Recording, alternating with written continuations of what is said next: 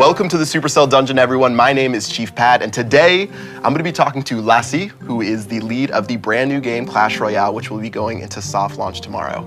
Thank you for stopping by my channel to say some words about Clash Royale. I'm pretty excited about the game.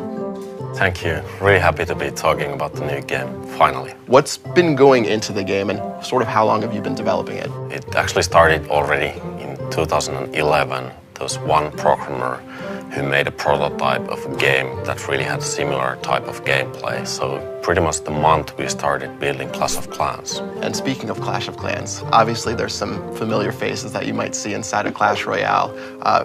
When did you guys make that decision to use the Clash of Clans IP, and what went behind that rather than making a whole different world inside of the game like Boom Beach or Heyday?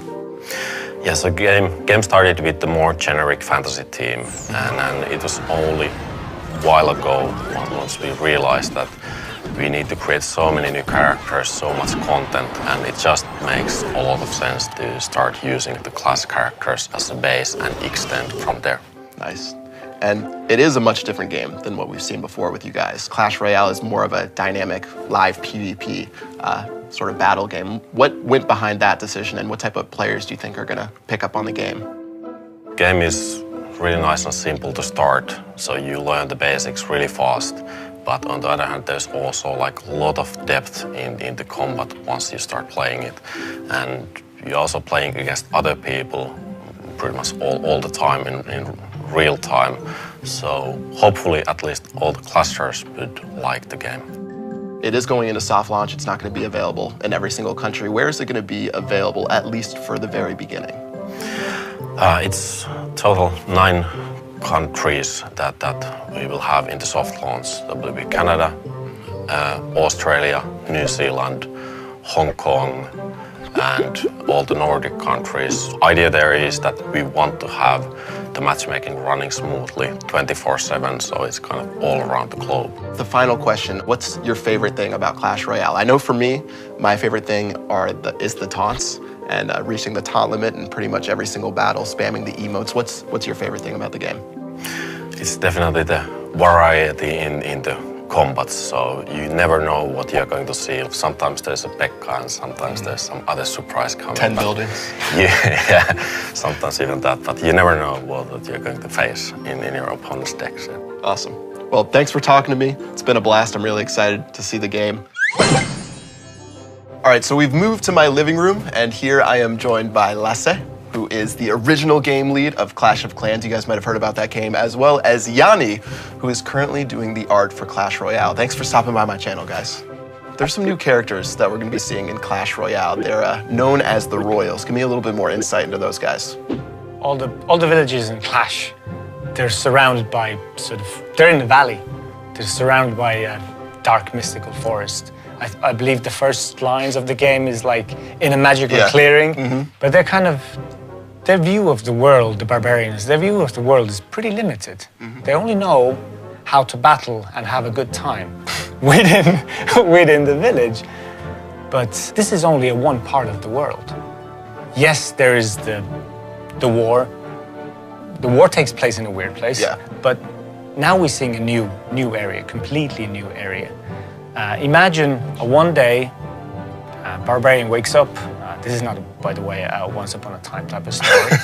But one day a barbarian wakes up and tumbles to a spring trap and gets flown away from the village, like in going to matchmaking, going to battle. You see he's flying above the clouds, and all of a sudden he lands in this weird place. Kind of looks like, it has the characteristics of a normal village, or like a normal,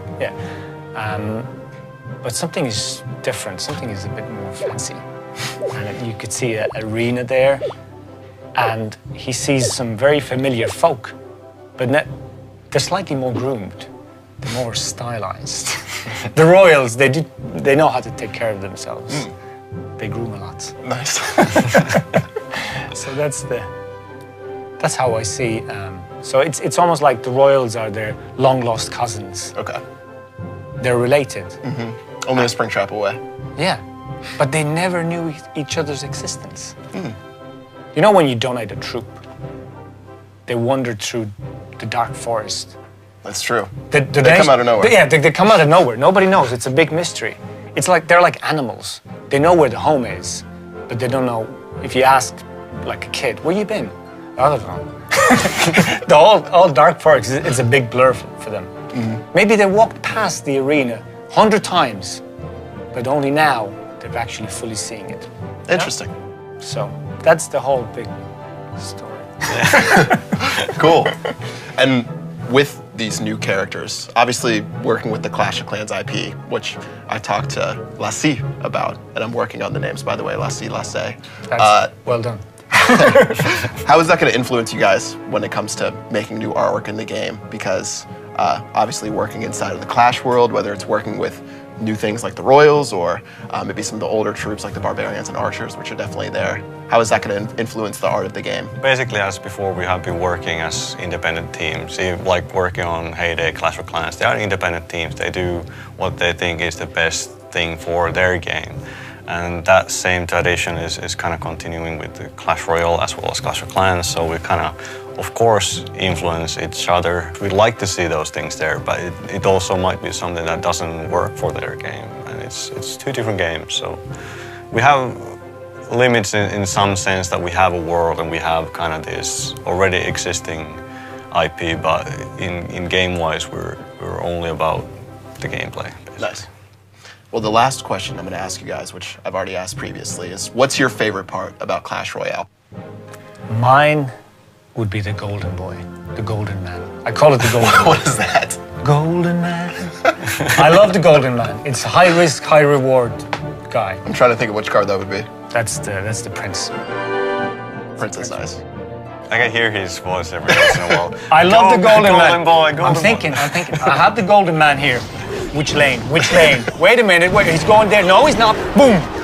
It's the I tower. love that. I love it. Love it to bits. Biggest, greatest thing about Clash Royale is definitely going to the new worlds, new places, seeing where the goblins are coming from, where Pekka is built, basically, and then even extending now the world that we've seen, but even going further and further in that sense, basically, and doing more in the future, of course. Awesome. Well, thank you guys for stopping by my channel. Thank you. Talk a little bit of Clash Royale. I'm really excited to play the game, try some stuff out, but we're going to get some final words from our man Jonas, who you guys might know from a certain game called Clash of Clans. So wrapping up our talks for today, I'm bringing in a familiar face that you guys might remember from ClashCon, who is Jonas, a member of the Clash of Clans development team.